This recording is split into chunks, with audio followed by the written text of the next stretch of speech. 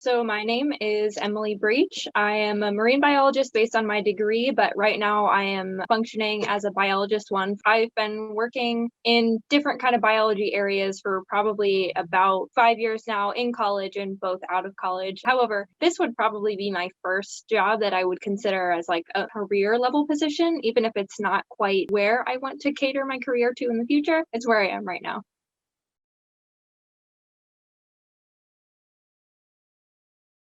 I am basically doing mostly lab work with a small amount of paperwork and authoring and a small amount of people that work under me for a variety of tasks. Most of what I'm doing right now is a microbiology standpoint. So I'm working with a lot of like bacterial cultivation. We grow big spore stocks of bacteria and we spray it onto a variety of materials like cars. And then we collect the filters that are inside the cars and we test them for how much of that bacteria actually made it onto the filter, and it plays into a real life test of if there were some kind of agent sprayed on vehicles, like how safe would the people be inside the vehicles.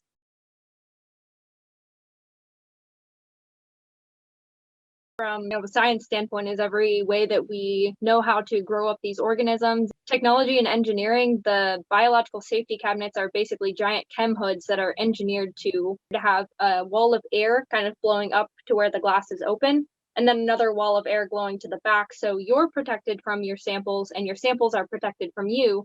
And they lead out into HEPA filters as well. It's funny how much they say that like math and science go hand in hand, but I never expected to be doing such complicated math. So working with like some viruses here and there, we have to actually hand calculate things like multiplicity of infection, which is like this very long calculation. And we typically do it by hand. So every single day we're using a little bit of everything, even if we're not directly thinking about it.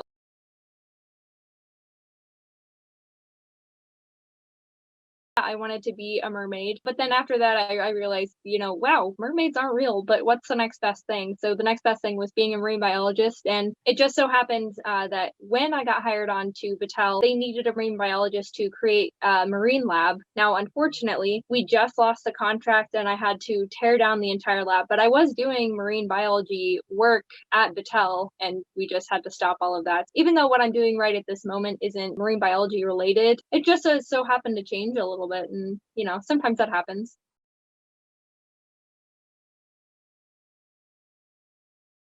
At the end of high school, everyone asks you, what are you going to be when you grow up? What are you going to go to college for? You might have a pretty decent answer, but you don't 100% know. So one of my answers was typically like, oh, I want to do something science related. And being a science teacher was, by default, science related.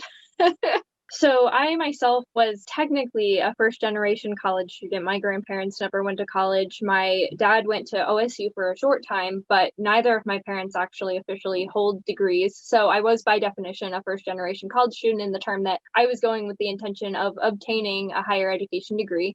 My biggest motivator through pretty much high school and even all of school was drilled into me by my parents was that college is expensive and you need to get good grades so you can have your college paid for. I always kept my grades up. I was always very studious in my studies. And in all honesty, it paid off because when I entered college, I got a lot of money from scholarships. And I did go in with like kind of an intention to do teaching as a backup. And through just looking through the college programs, I found a program that was geared towards science and math teachers from middle school to high school. And this was the Action program. It's also kind of a merit based scholarship where you had maintained a specific GPA in high school, had to have a certain score on your ACT as well to kind of get into the program. The Action Scholarship, which would have geared me into a field where I would have been a science teacher, one of the motivators for accepting that scholarship was that the Action Scholarship offered me more money. So in my head, I was like, well, I'm going to do what I always do. I'm just going to be extremely studious and I'm going to obtain 2 degrees, go into a science field, and teaching will be my backup. After 2 years of being in the program and having that scholarship money, my tuition was completely paid for. My room and board had some of it paid for from what was left over. The Action Scholarship told us that they weren't going to be able to cover anything over your tuition being covered. The fact that that was kind of being ripped away was a huge motivator. So I made a decision to cut myself out of that scholarship program, to cut myself out of that second major, and got an apartment for my junior senior year that was cheaper than room and board, worked 3 jobs through the last 2 years of college, and got my biology degree.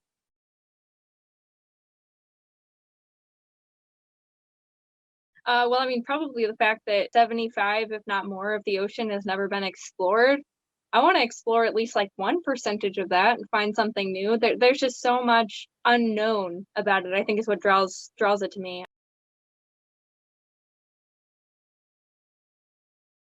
Biology is a very, very broad field. Like I said, I came in with the intention of being a marine biologist, and now I'm focusing a lot on microbiology, genomics, a lot of things that I never thought I would be doing, but still love it. So you can go into a biology field and not 100% know what you want to do, but make sure you have a passion for living things. Keep that passion alive, and it'll help you through any field of biology that exists. Don't ever compare yourself to anybody else, because my journey is going to be different than your journey, than Carl's journey. Your journey is going to be different, and you have to be okay with that. If you love biology, if you love every single part of STEM and you want to do a mixture of all, do what you can to find a way to do it, because we need more STEM people in this world. Follow your passion in any way you can.